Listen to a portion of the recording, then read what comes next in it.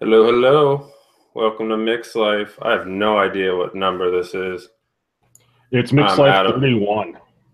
31. Look at that. Thank you, Koppel, Copel, and Concrete for carrying the torch. Hope everybody's doing good. I have lived through Hurricane Irma and here to tell the tale. Let's see. I'll give you guys a little update. We had to evacuate, and I was kind of proactive and got us out of town like a day or two early before it was coming.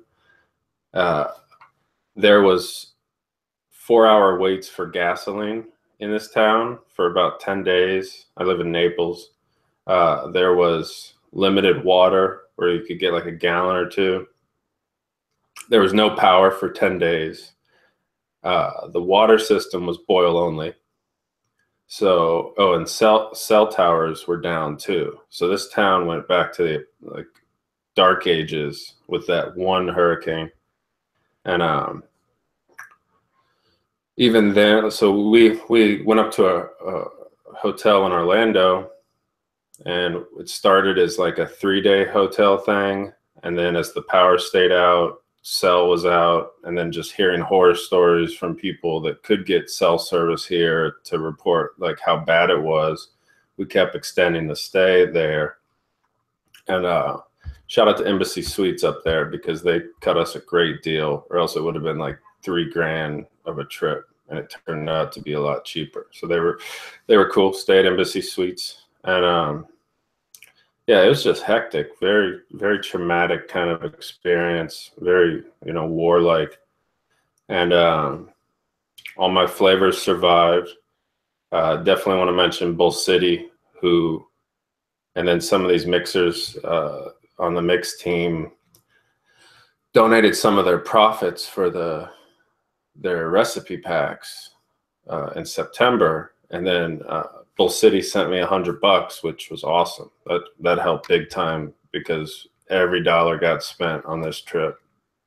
And they gave me $100 in flavor credits too, which was so cool of them. So big thanks to Drew and Joe at Bull City, because that was awesome. I mean, it really made my day when I got that, because it was the first day we'd gotten back home. We got home, and we were in a hotel with my mom, my stepdad, a blind dog, a cat, my 2 kids, my girlfriend, and her kid. And it was crazy. It was a serious experience. And then we got back, and the day we got power back here, the grounded line from FPL, from the power company, was down. So it was pumping the house with 240. And if you don't know, or 220, but like what that is, it's important. Everybody knows about this. I didn't know about this. But if you don't have the silver wire coming from the house, it sends extra power to the house. And you'll see things like the lights going down, going up. You will notice that, when it really hits, there'll be like smoking out of devices. So your TV will fry, or things will fry. We didn't have that though. We had fans kind of going slowly and then speeding up a little bit, lights kind of dimming, going up a little bit. But what that means is that every one of these sockets can kill you, and they'll eventually blow out. So if you ever have the silver wire, which is the ground coming to your house, severed, broken in a storm or anything, very important to know how that all works. I didn't know how that works. I haven't done any serious power stuff.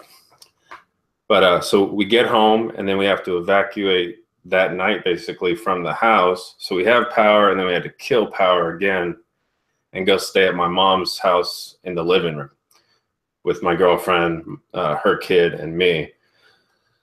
And it was crazy. So I called FPL, and they gave us like a 2-week wait time for everything. So when you were trying to check and find out what was going on, they didn't give you any information as far as the update except the farthest day away.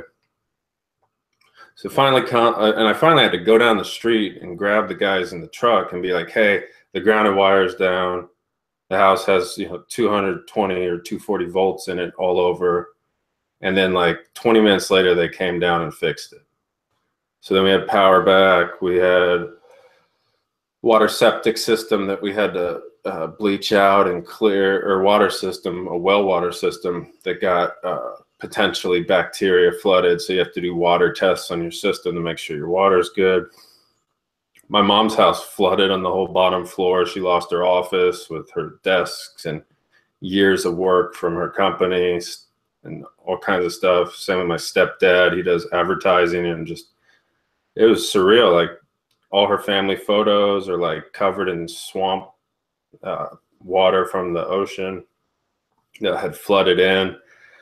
Everything was moldy, had to cut it all out at her house. So she got hit with the flood part. We got hit with the wind here, and there was like 25 mega trees, like huge trees, just totally ripped out, flipped on their side, where the roots are even bigger than me when it's sideways. Yeah, but yeah, definitely shout out to Bull City Flavors, man. And then thanks to all you guys that did, give up on your profits, man, because that was appreciated. So it was the first day back after all that stuff, and then the donation came in, and we went and got groceries and things because the fridge died. Everything in the fridge was rotten or flies. It was crazy, very, very intense, just in different ways. So by the end of it, you've just felt empty. So I've been working on motivating myself, getting back into the speed of things. But I'm going to talk some mixing stuff of it. Like if you're going on a hurricane, you definitely want to mix up. And I'm up to like 8 milligrams because the 3 and 6 wasn't cutting the stress level. So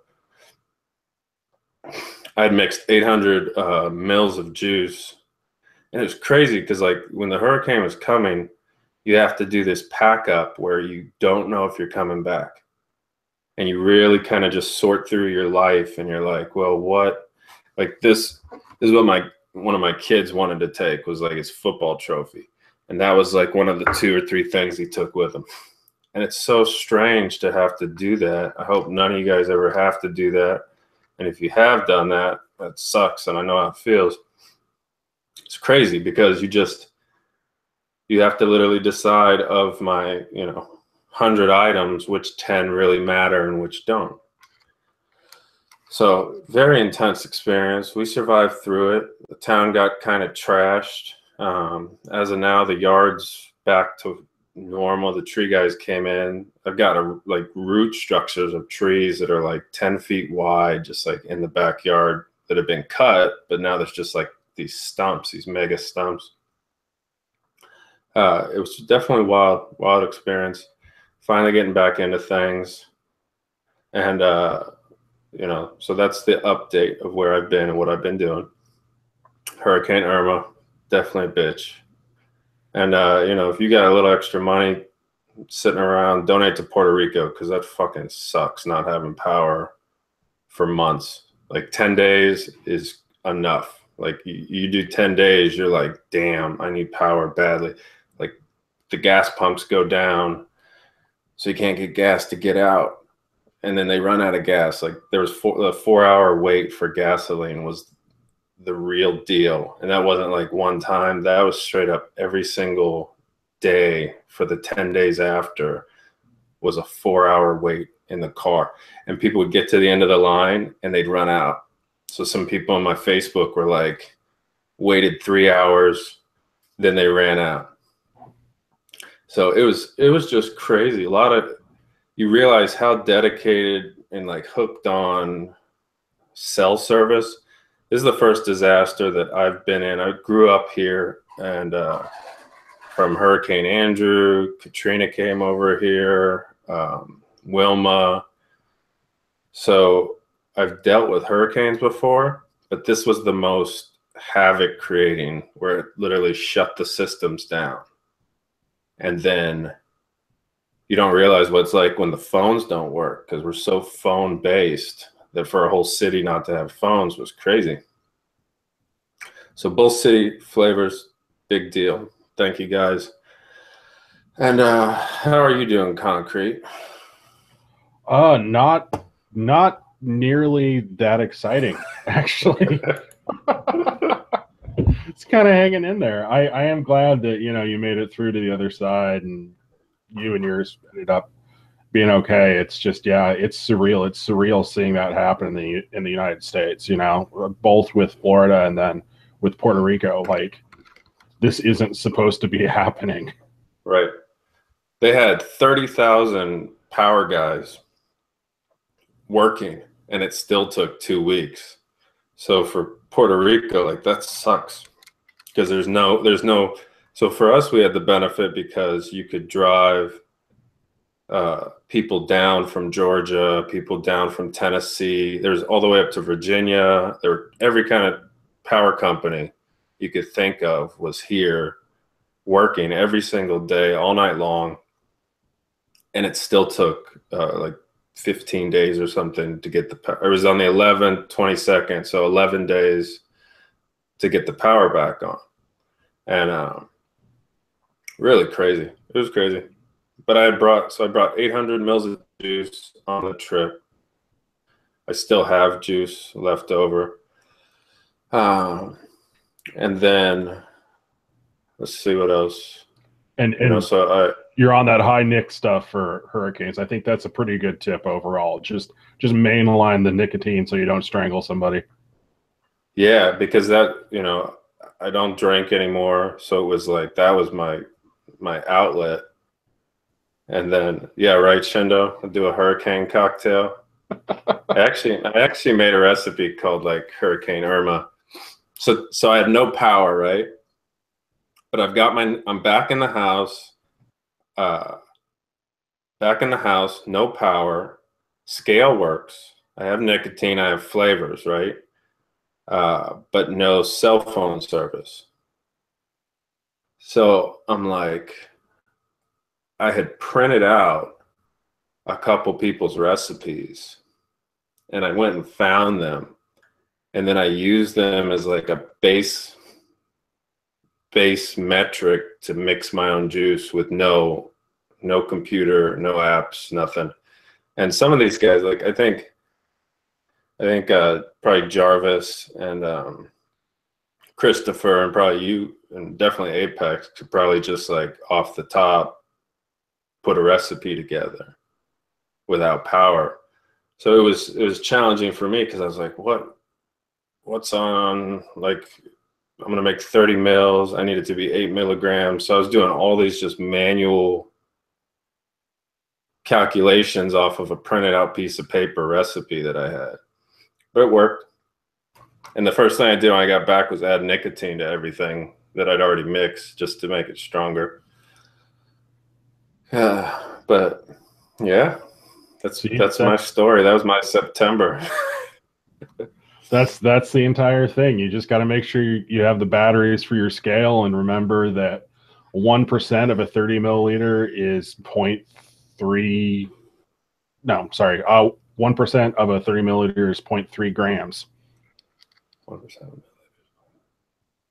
Yeah, I can't remember that. Yeah, it's okay. Don't worry about it. Just measure everything like that, and then fill up the rest of the bottle with VG, and you're good. You're vaping on like a 40% flavored juice. It's like a 21 milligram nic. You're like, this is great. As long as it keeps you from punching somebody, you're good. Yeah, exactly. We have an app too tall. We have an app called Mixlife. It's got over 1,000 users, but we don't have a calculator in it. But your app wouldn't work. Actually, that app would work. That app's power free. So like, you don't need Wi-Fi. It's not power free. It's internet free. So you can go offline and use it. So I could have done that too. It's kind of pulled up the Mixlife app if I had the phone charged. and do that. But then you don't power, right? So you can't charge the damn phone. So you got to be in a car or generator. And so really, there's a whole new there's some people out there doing some caveman mixing that know how to do it proper. I'm not one of them. And then to segue to that, ELR went down for a little bit today because of a hosting thing. So I recommend you guys export your Excel file of your recipes every now and then, just to be careful. And I don't think does all the flavors have a recipe export that you can do? I think they do now. Yeah, I think they have a recipe export now. And yeah, make sure when you're exporting stuff, make sure you fucking back it up somewhere too. Right. Put it on the desktop, and the desktop fries. Yeah, you just want to make sure it's on a disk somewhere. I mean, or you could go old school and make sure that you keep your decent recipes copied out on notebooks too, just in case. Yeah, or print them out. But here's your annual reminder to back your recipes up, everybody. Can't complain. Remember, fucking Wayne lost all his recipes because he deleted the e-juice me up database one time, and it deleted all his shit like a year ago. You generally want to avoid those kind of catastrophes. And then fun Wu-Tang fact, RZA's basement got flooded working on Method Man's album, and they lost the whole album, and Method Man had to do the whole album again. So that's a fun random fact that some of you will care about and some of you won't. I endorse all of the random Wu-Tang facts we can bring in here. I wish we had a graphic. Random Wu-Tang fact. Just put like 10 or 12 in each episode. Yeah. So you got the Silverline flavors in? Yeah, I did. They're okay. I've only tested through about 6 out of the 10 so far. I don't know. I go slow on stuff like that. I will say they do seem to be just a little bit weaker, and they're not that much cheaper, so that's kind of a bummer. Are there any stars in the group? Things that really kind of they're like, oh, this one's good. Yeah, so they're 27 fish and they're 27 bears. They're Swedish fish and gummy bears. They're actually really, really competent. They're a little bit on the weak side. They might need a little bit of accenting here or there. The 27 fish is maybe a little bit too bright. It does really well with just a little bit of added flavor art blackcurrant to kind of fill it in a little bit. But yeah, pretty solid, almost single flavor Swedish fish vape. And then the 27 bears taste almost exactly like gummy bears. It's weighted a little bit more towards the pineapple side of the spectrum, but it's pretty solid. So adding in jelly candy, where does the 27 fish and the bears come in? Like, I think jelly candy has a much more neutral sort of base to it. I'm not a huge fan of jelly candy, but it does blend better where you want to put it. I think the mouthfeel and the texture are both pretty good on the 27 fish and the 27 bears, but they're always going to taste like Swedish fish and gummy bears. They aren't particularly versatile, but they are pretty competent. So you can do a good gummy bear and a good Swedish fish with it, you think? Yeah, and I have no idea what the hell else to do with it, but they're competent, which is nice. I don't have too much of the actual competition, but I was trying TPA Swedish gummy to compare, and TPA Swedish gummy is an absolute dumpster fire compared to 27 fish. So I can at least give it that kind of ringing endorsement. Yeah, Flavor Apprentice will sell you whatever, even if it's trash. That's something. Like they're in the lab and they're like, "This sucks," and the boss is like, "Sell it." Because how many made up 3 gallons of it? Let's go for it. Yeah, because some of these flavors you get, and it's not even in the ballpark. It's like, what the hell is this? Like maybe they're building on the molecular, and they're like, it's supposed to taste like it, boss, but it just doesn't. Like, I just want to imagine somebody with like a big rubber stamp that says "good enough." Good enough. Flavor Apprentice, good enough. Yeah, it will do the job. All right, so you're putting a buy Swedish Fish and buy the Bears. Those are both ones we should pick up. Yeah, if you're interested in the profiles at all, like I said, I don't know what the hell else you're going to do with them, but they're pretty competent. Their blueberry extra pissed me right off though. Like top 5 most frustrating flavors that I've run into. It is a phenomenal ripe blueberry, like ripe fresh blueberry flavor. Absolutely fantastic. And sounds like hyperbole, but it tastes exactly like a ripe fresh blueberry, but it's weak and it refuses to sit in the front of a mix. Like I can't get it to not taste like the background in a single flavor mix. And even in single flavor, huh? Yeah, like it tastes like it's a supporting flavor to the VG in a single flavor mix. Jeez. And like you can crank up the percentage on it, but then it just destroys the balance on it. At like 6 to 8%, there is a background of just a wonderful, wonderful, like fresh ripe blueberry. But I can't get it to sit in front of anything, and I just want to smash my hand in a car door. Like I'm so frustrated with that flavor because it's delicious. I wonder what they were going for with the silver, because it's such a different, like, they must be trying to compete with the Flavor Apprentice pricing. And they're like, well, the only way we can do this is if we cut the flavor a little bit. Like Well, and it doesn't make sense, because I mean, if they made a full strength of that, it'd be fantastic, right?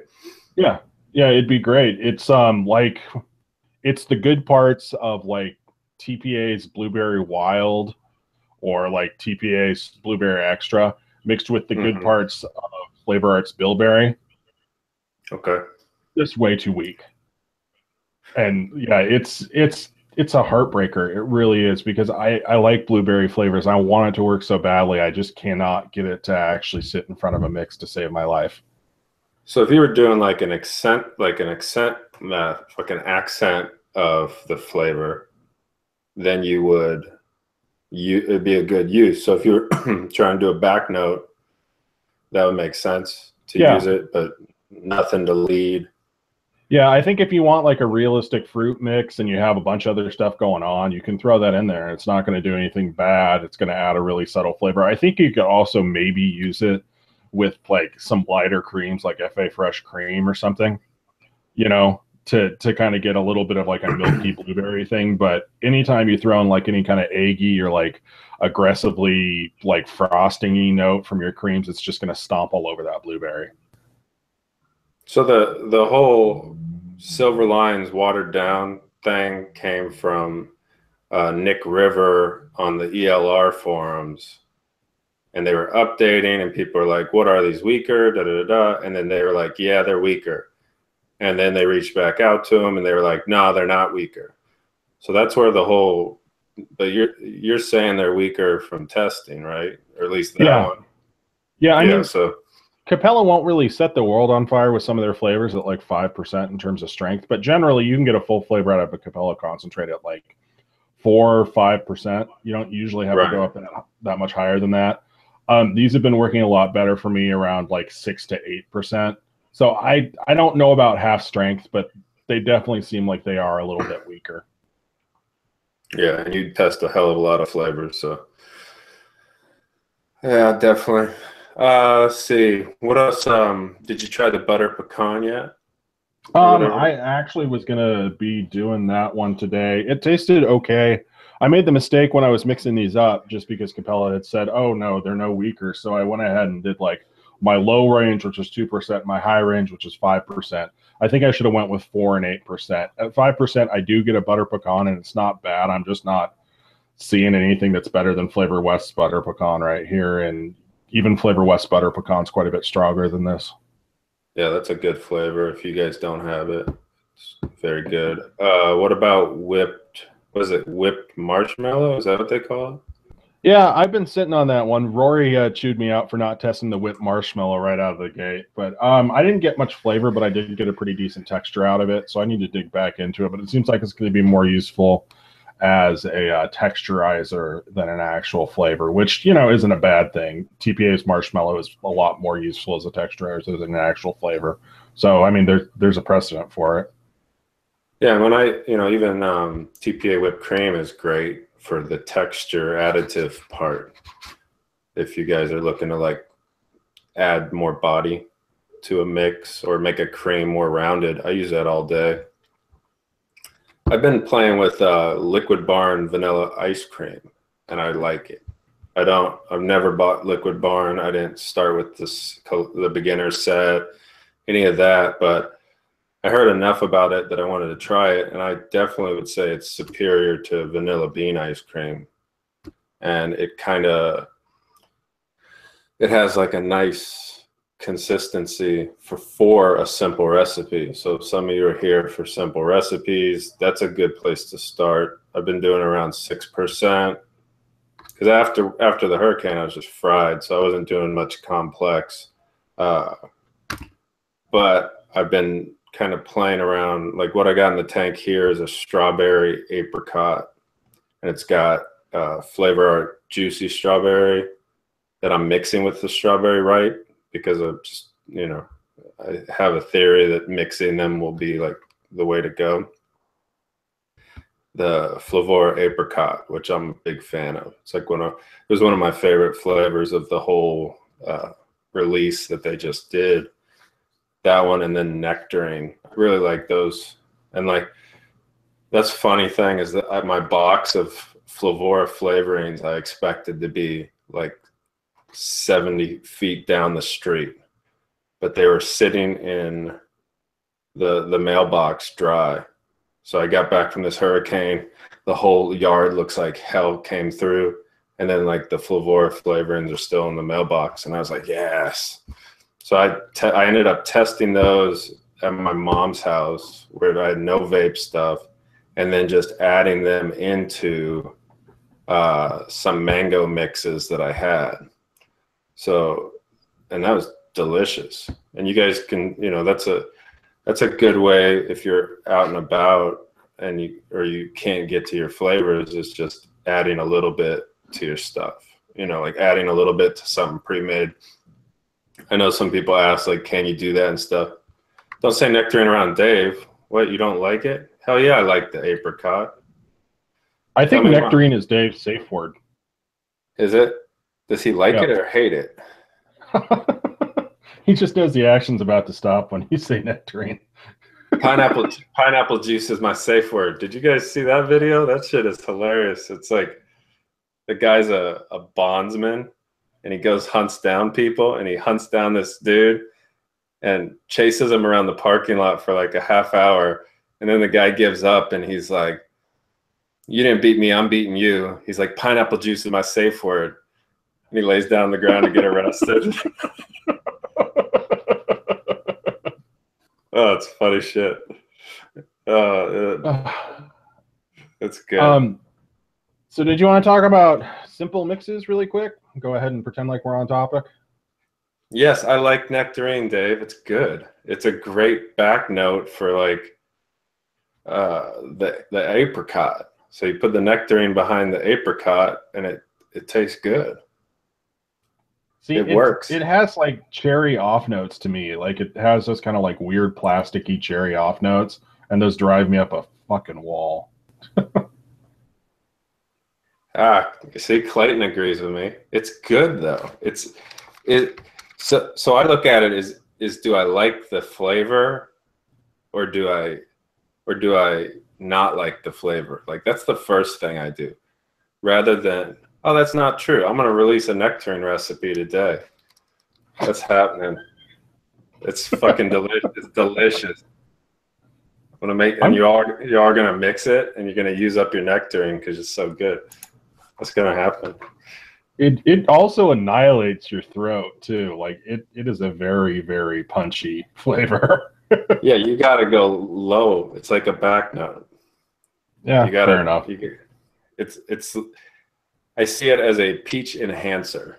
That's what I would call it. That's what I would call it, because there's white peach, which is like really good, and then the rest of the peaches to me come across as like candy-ish. You know, I like Flavor Art's regular peach, but it still has like a candy feel. Where this one kind of feels like more the rare, like unripe notes of a nectarine, maybe. And oh, come on, you guys are single flavor testing it at like a 5%, I bet. Shout out to Dave, man. We're on the same side on this one. It feels strange and a little dirty, but I appreciate the backup. So your thoughts were it was cherry? Because I mixed that. Like I had to turn off the Discord because I had no Wi-Fi or internet going on, and I had to save the phone power. What are your thoughts on? What are your favorites from the whole line of the Flavoras? You know, I like the apricot. I like the blackberry blossom. If you can somehow gird your loins for the price point, I do like the smooth vanilla. I think it's concentrated enough that it's kind of worth it if you're super into vanilla. I like the vanilla bean. Did I say it was like shampoo? There's something in the smooth vanilla where I was like, man, this. I don't know if it smells like sunscreen or some shit, but like it turned me off a little because I tried to add it to a mix too. Now these are hurricane testing, folks. So there's no single flavors being done. This was like I'm vaping a sugar cookie fluff, and then I'm going to add 4 drops of smooth vanilla to it and see what happens. But, yeah, four drops will absolutely. Like, it's a vanilla that it would actually probably be better to make a dilution of. Like, for me at least, it's like 0.25% and under, and even 0.25% is pushing it a little bit. It's just like a really strangely concentrated, crazy, bright, sort of commercial, fruity vanilla with a little bit of a floral note to it. Now, the prices, like, that's the problem. Like, there's the argument that yes, they're concentrated, so you can spend the $5 or $6, but I don't know. I mean, we got them all free, so we have free opinions. I don't know if I was dropping $6 on any of these that I'd be like happy about it. When you know but if you're developing for like a juice line, and then that's the other thing. So for the juice line, if you use Flavora, your costs go up a lot compared to the other guys. So that's why you see a lot of these mixes are like Flavor Apprentice in like a juice line, is because their bottom line goes nuts, using Flavora. We just use stuff we like, though, no matter what the brand was. What do you say? Yeah, I don't know about smooth vanilla. Smokey swears, but I don't know about her either. You said it, not me.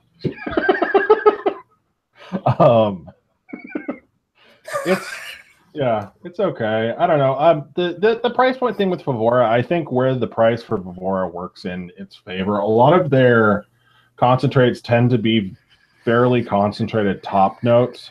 And I think if you use them like that, like in the 1%, 1.5% and under range, and in addition to other flavors, I think the pricing isn't that bad. But if you have something like root beer, which the root beer is absolutely fantastic, but you're also up at like 4 or 5% with it. Did that get better with steep? Because you guys loved it more over time, even I thought it was a solid root beer. Everybody else was actually building up some sort of strange cult involving the root beer. Like there was blood sacrifices that got out of control. The sacrifice to the root beer. Where's this recipe? Apricot nectarine ice cream. I'm making this shit public. Just to prove a point. Just to prove a point. Shit's delicious. Oh, it works. This shit tasted good. You can say what you will, Dave. You know, maybe as a small percentage back behind everything else. It didn't seem like I traded out at 0.25%, I think was my low range on those testers. And even then, I mean, it was fine, but it didn't seem fantastic. And cranking it up just gave me a whole lot of off notes. But I'm glad it actually works for somebody because there's a decent flavor in there somewhere. It's just buried under a bunch of throat hit and plastic. Ah. My notes on the recipe are to prove Dave wrong. So if you happen to have nectarine and apricot for whatever reason, and you have vanilla bean ice cream from Liquid Barn, go mix this up. Apricot nectarine ice cream. It's delicious. Or it tastes like throat raisins. Yeah, if you just don't need your throat for the rest of the day, go for it. So what Pretty Matt did, and he owns Charlie Noble, right? So I watched a couple of his releases that came out, and he would always put ethyl maltol in. And then if he did a fruit recipe that was going to be more harsh, he'd go up to 1. Now, he doesn't use sweetener, though, right? So that's his sub for sweetener. But he would go up to a 1. And then if he's doing like a cream or a cookie or things like that, he would still do 0.5. And that was like 2 or 3. I haven't released recipes since August. That's true. Hurricane. And I don't have all the flavors. I'm literally a non-mixing mixer lately because I didn't want to pay my all the flavors subscription. So I can't release recipes there. And then I haven't released any recipes. Doesn't mean I'm not making them. I just haven't released them. Let's see.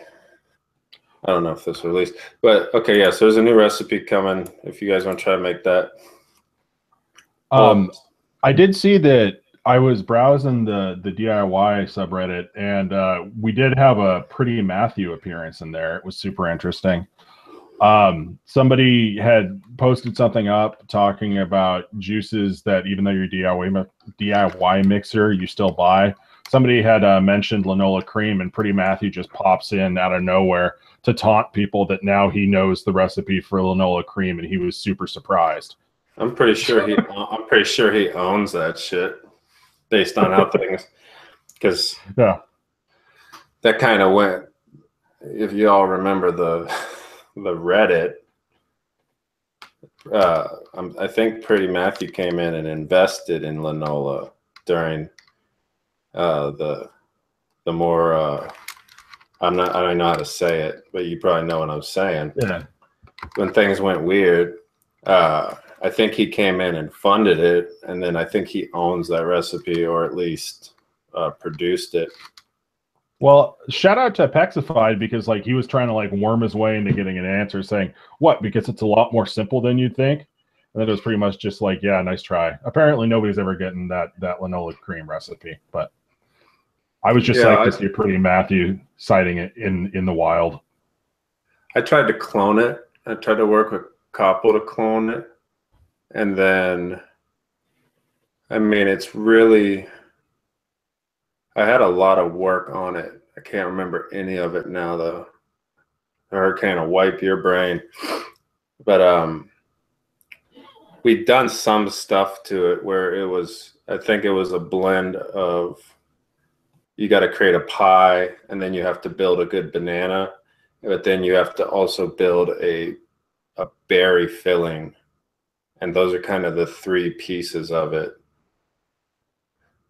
I think. It's been a while. I like that, though. That was back in my vaping days. I came across that, and I ordered a bottle, and I vaped the whole thing and really liked it. That was probably like a month before I started DIYing.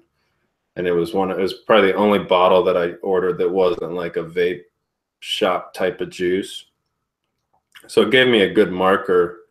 It was that one, and then Creme de la Creme by Philip Rock. Like those 2 juices, I was like, all right, there's people, or there's bottles out there that are done more advanced than all this other stuff.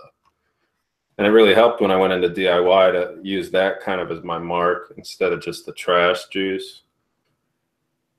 And it helped. Let's see.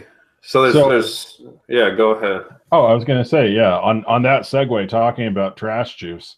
Um, the original topic of the recipe of the show was supposed to be a simple recipe, so I did put something together for the simple recipe show. I can drop the link for it again, but in general, it was just it's a starburst recipe, really, and Yeah. so for simple recipes, and this is kind of my thought process going in because I'm just like, hey, let's go ahead and throw everything at the wall, see what sticks. It has 10 flavors, that's cool, whatever. It's like whatever I need, whatever like bizarrely expensive tools that I need to get there, I'm usually okay with mixing. But if you mix like that and you haven't tried going back and making something easy and accessible, it's a really fun sort of design challenge more than anything else. It's kind of interesting. It's like trying to switch from like the tortured artist mindset where you're trying to get something out that perfectly expresses what you want to express to like more of a craftsman where you're just looking at the tools that you have available and trying to get a job done. Um, Yeah, I agree with that. That's with the hurricane to make the 800 mils, like it was an hour of time and I had to crank shit out. So it was like this.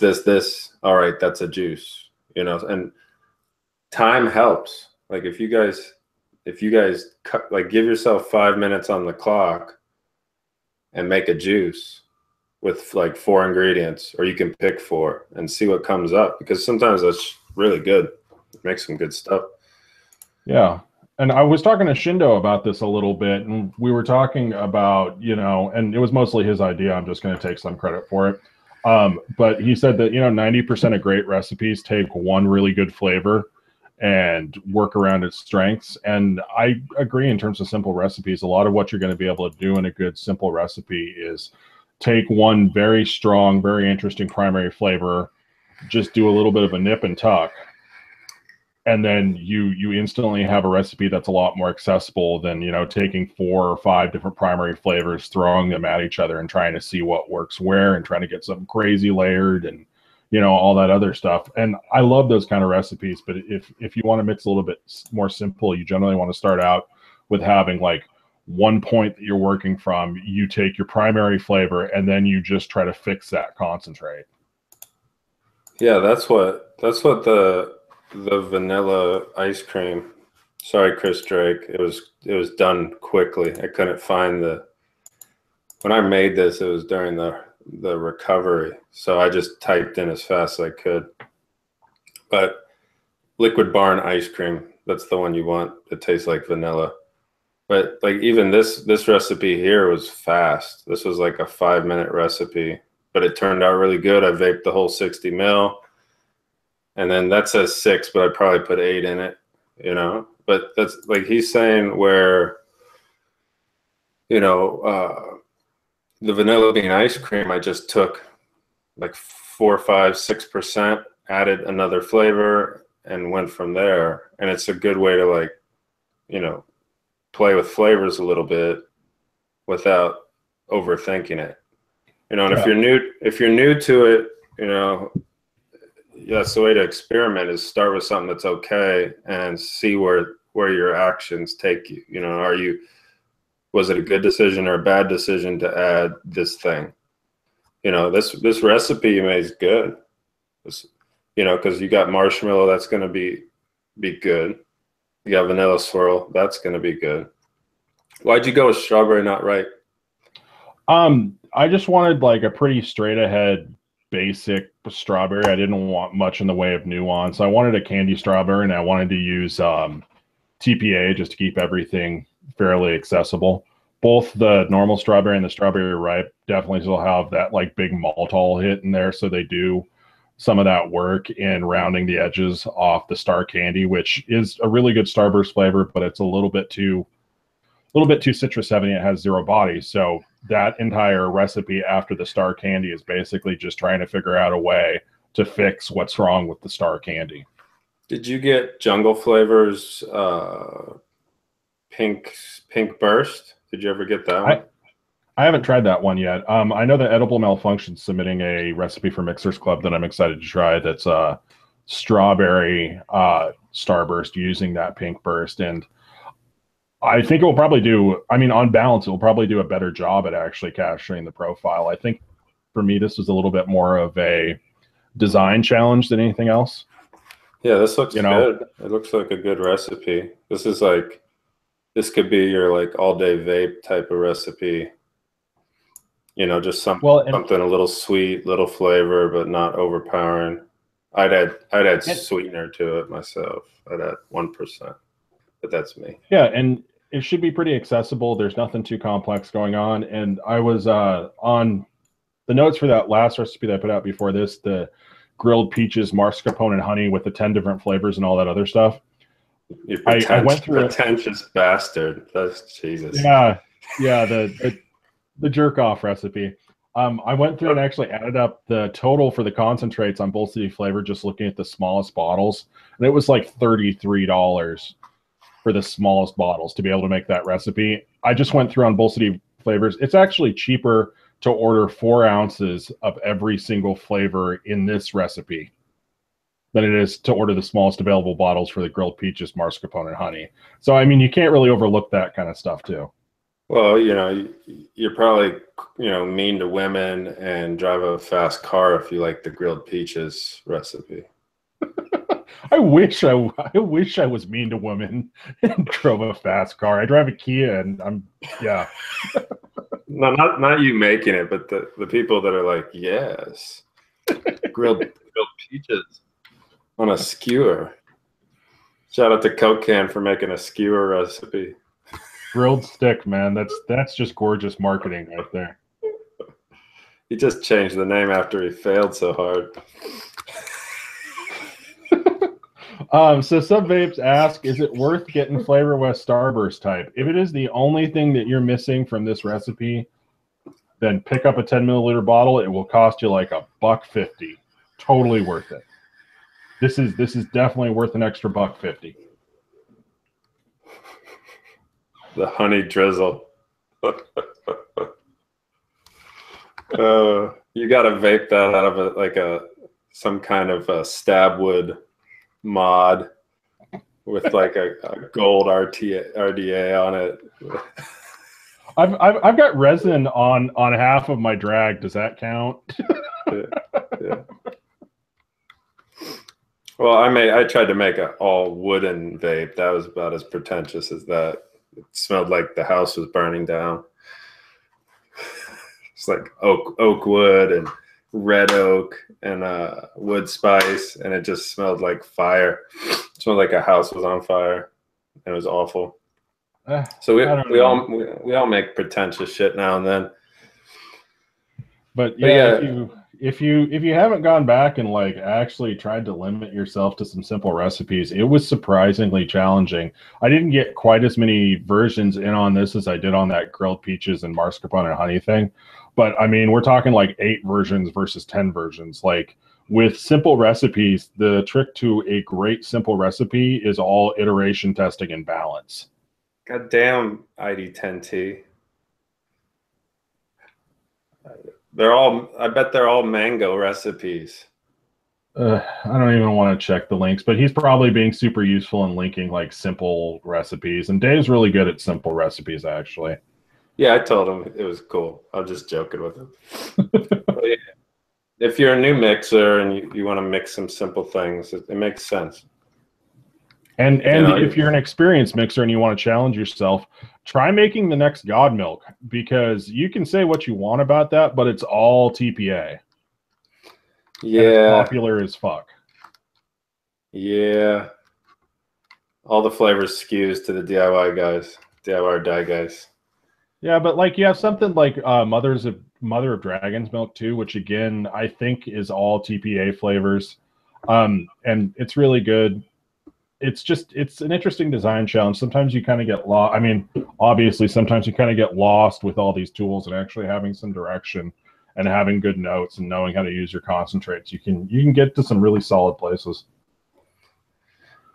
Yeah, so you guys give it a try. Try this week to make something with 4 ingredients. see what happens.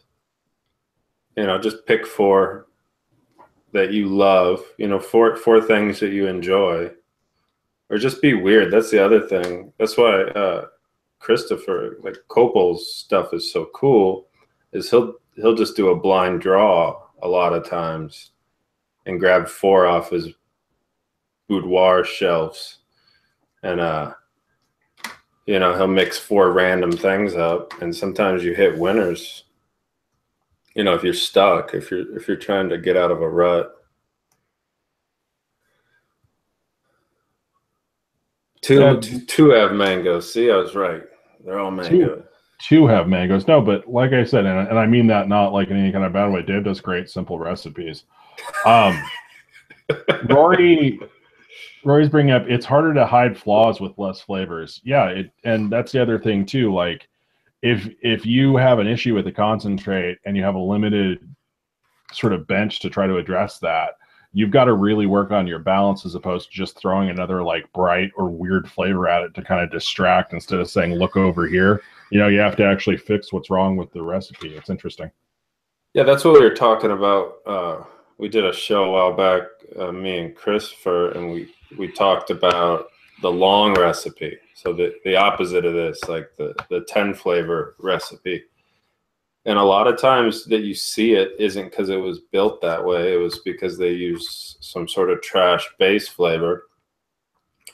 Like they start with like sweet strawberry and, you know, TPA vanilla bean ice cream. And then they try to fix the problems of it being too tangy and too peppery by like adding other stuff to it when that's your problem is what you start with.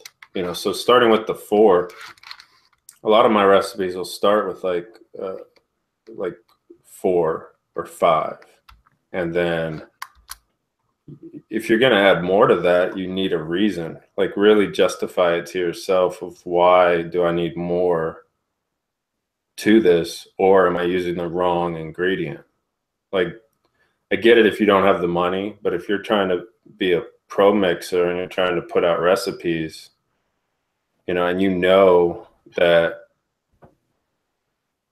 it'd be like using like the wrong pistachio when you know Flavor Apprentice is the one to use, right?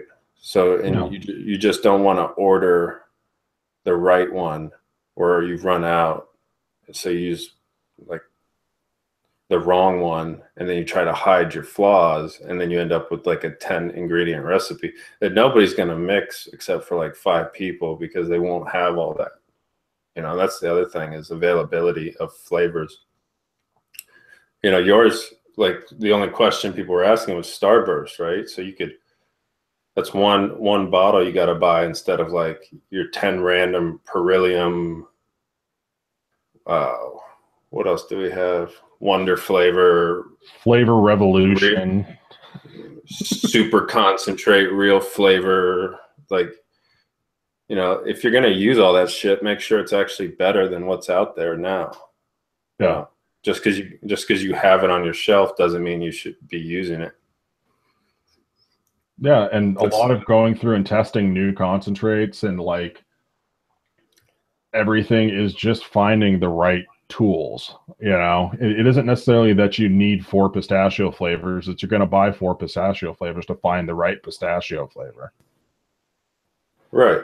And if it's kind of, you can tell if you could go to ELR and you go into the flavors, or you go to all the flavors is getting there. Like they're not built out as much to be able to sort that way. But if you look at number of recipes things are used in, you're going to see, you got to know when they came out too, though, I guess. So if you know, something came out a year later, it might have that same count, but it's newer. So it would let you know it's more popular, even if it's not at the top.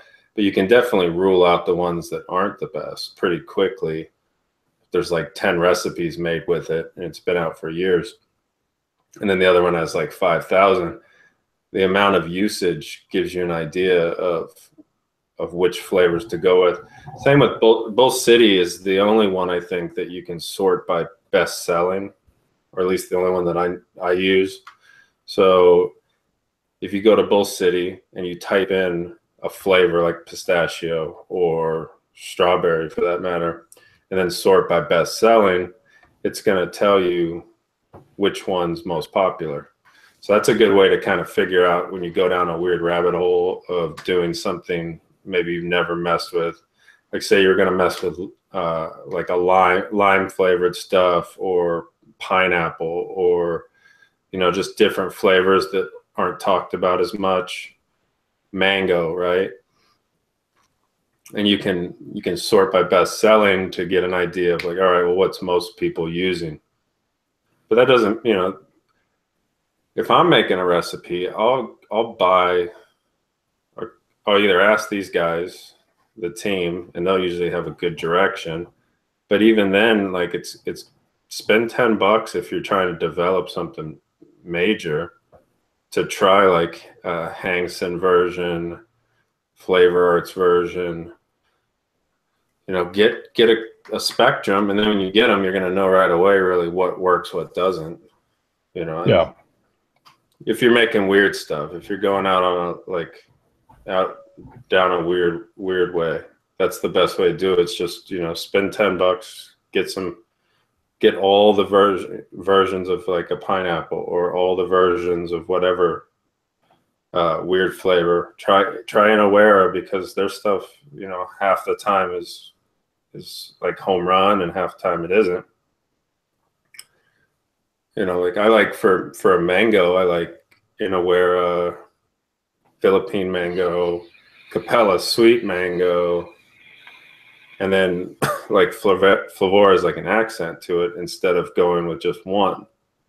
Yeah. So like it's four, but it tastes better. Yeah. Well, and that's also a really good way to sort of work on your single flavor testing. It's something that I sort of advocate when people ask about it, is if you have a big recipe you're working on and you want to get better at your testing too, order a bunch of the same kind of flavor, compare your notes, boom, you now know how to do flavor notes. Right. But yeah, if you're looking for, you know, if you're looking to avoid some of that process, like you were saying, you can do the sort by best selling thing.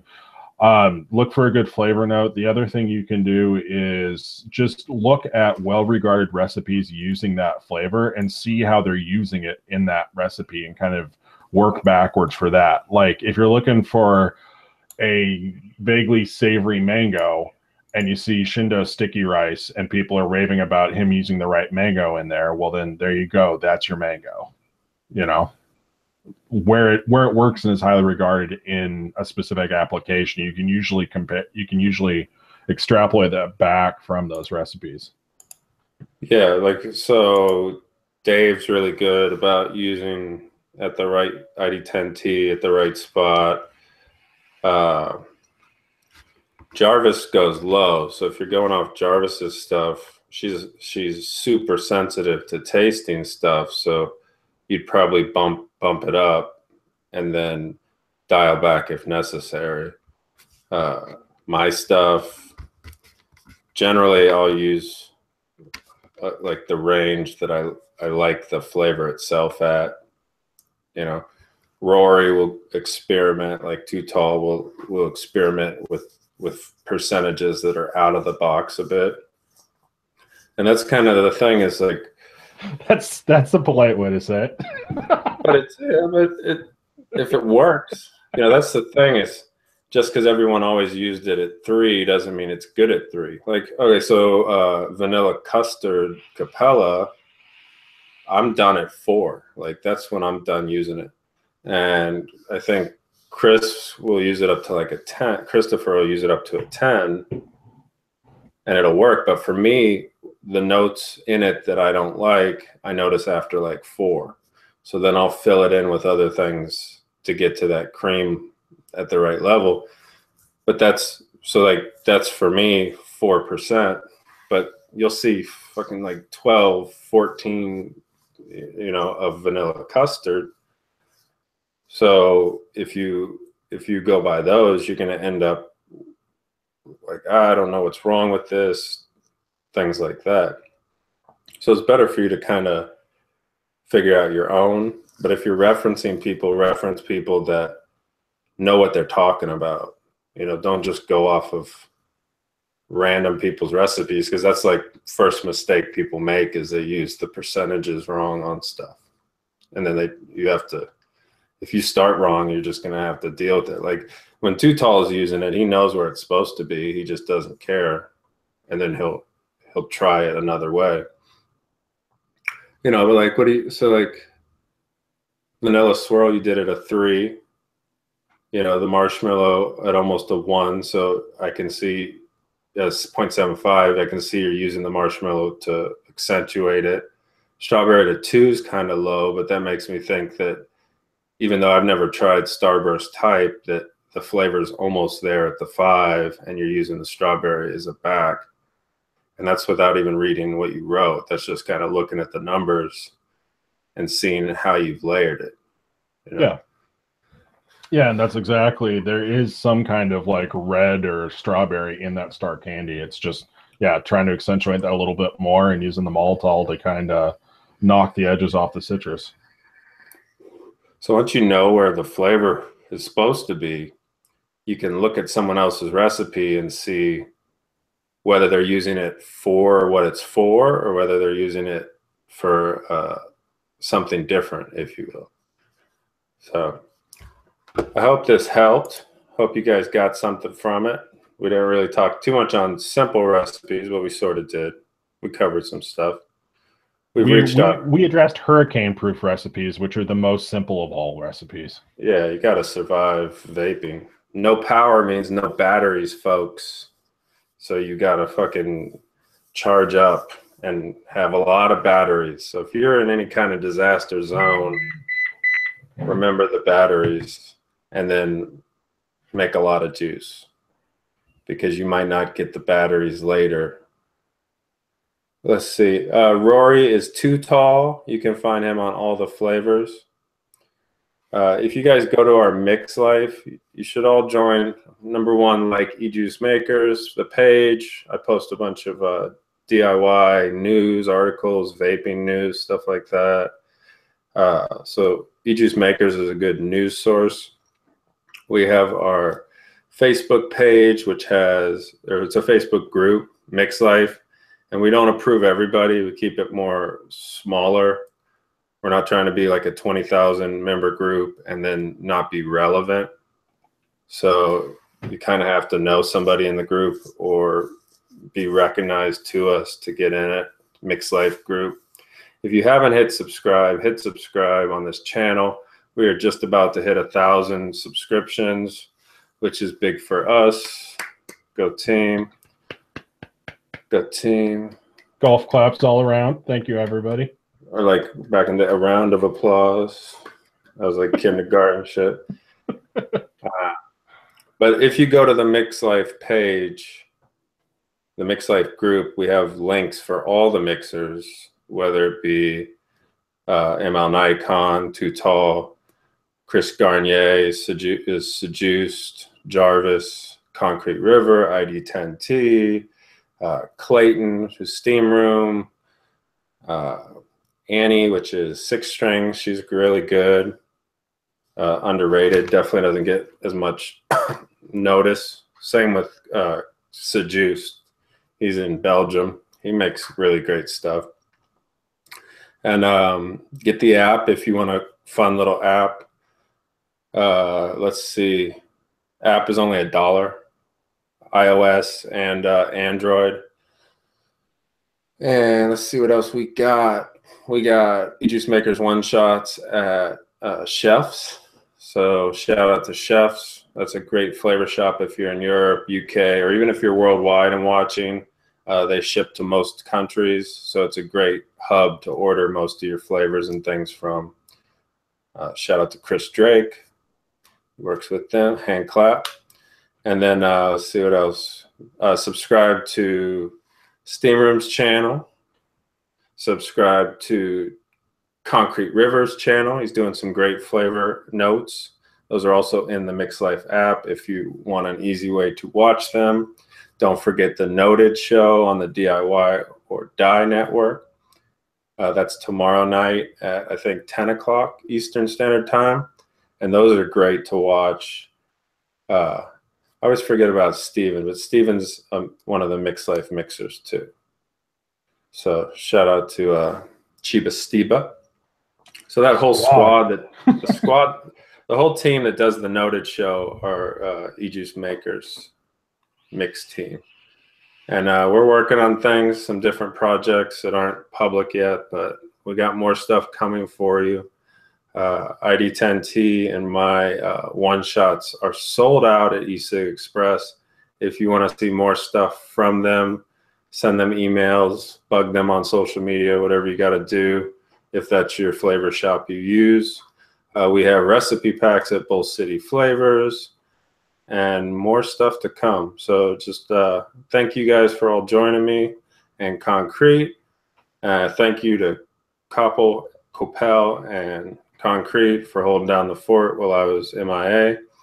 And look forward. We've had a pretty eventful year. We started this year with no YouTube show, no app, and now we're pretty well positioned to go into 2018, do some more stuff. And if you're in Canada, don't forget the mixer collection. If any of you guys are in Canada, we could totally use some boots on the ground. Go into your shop, tell them you want to try it, tell them you want to carry it. Got consignment going, so if people need it in their shops, they don't really want to, you know, gamble with a big order off the track. You can get it in the shop, people can try it out, and then the feedback we're getting is really good from people. So don't forget, yeah, e-juice Maker's website. Before the hurricane, I did a whole redesign on that. Lots of stuff there now. And go check out the website if you haven't been there in a while. It's got some recipes, got a lot of cool little features, links to stuff that matters. Thanks to everyone for showing up, and we'll see you next week at the same bat time on the same bat channel.